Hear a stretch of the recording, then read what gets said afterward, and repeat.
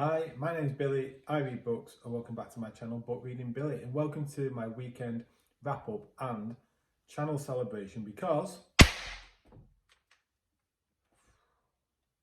I've got my first subscribers to the channel.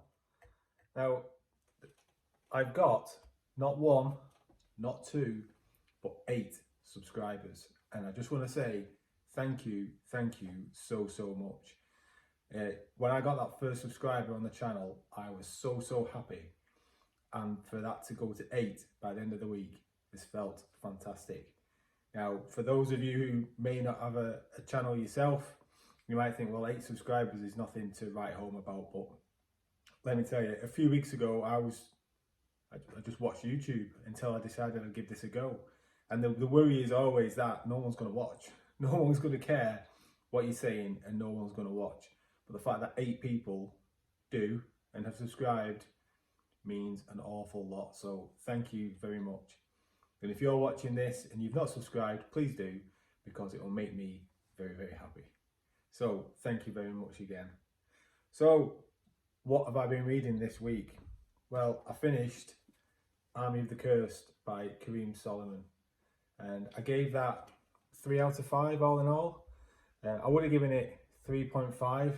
That's where I thought it was heading for the first quarter maybe, but unfortunately I did lose a little bit of interest as the story progressed, and it's strange really, because I think it kind of doesn't know what it wants to be in a way, because it has the feeling of it has inspiration from Game of Thrones, and I even got some Faithful and the Fallen feelings about it to start with, because it's got multiple POVs, and one of the main characters in it reminded me of Corbin out of Faithful and the Fallen to start with, and it throws an awful lot at you in the first third.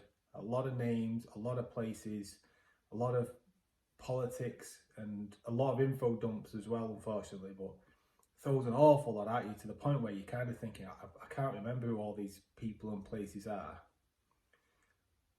So it's almost as if it's trying to aim it towards an older audience. But then, from what I could see, the vast majority of the fights or the action kind of happened off camera. So like you're looking over here, but all the action's happening over here, and you know it's happening over there, but you're looking over here. So that seemed to be like that all the way through, up until maybe the last third, and then there was this battle, and it was kind of diluted a little bit, maybe is the right way to phrase it. So it almost felt like it fell between two stools. Like it wanted the world building and the politics and the political intrigue and multi-POV of a Game of Thrones or Faithful and the Fallen, but wanted to be done towards a younger audience, and didn't quite really hit it right with both, which is why I think it came in at a 3-star for me, because it was good. I didn't feel like I say, I lost a bit of interest towards the end, but there's some books from published, well published books and well published authors whose books I've lost interest in much earlier than this.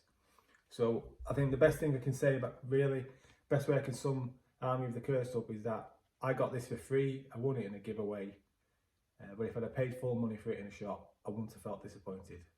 I'd have felt like I got value for money. So if you want to give it a read, yeah, give it a go, see what you think. So that's what I have been reading. Well, that's what I've read, should I say. And then I started, if you'd have watched my made TBR video, which if I can work out how to do it, I will link in the cards up there. I was umming and ahhing about what I should read after Army of the Cursed. Well, I decided to go for House of Suns by Alistair Reynolds. And as you can see, I'm only that far into it. It's about 50 pages maybe. And this is a big step up for me, this, in my reading of science fiction, because everything else I've read so far, science fiction wise, has been, what would you call it? And I don't want to call it like entry level science fiction, but I've deliberately not gone in for something heavy. I've not gone in for any hard science fiction stories. I've looked and picked off some of the low hanging fruit, So there's various videos out there on BookTube about, you know, like ways to get into science fiction and like a steady progression almost. And I've read a few of those now, and House of Suns is the first one where I've actually felt I'm making a step up in terms of complexity. And I've got to say, 50 pages in, and I'm not finding it hard. It's just much more detailed. There's much more. I've got to think a heck of a lot more as I'm reading it, and I'm taking my time with it a bit more. Because in the first 15 pages, they were talking about technology involved in moving suns.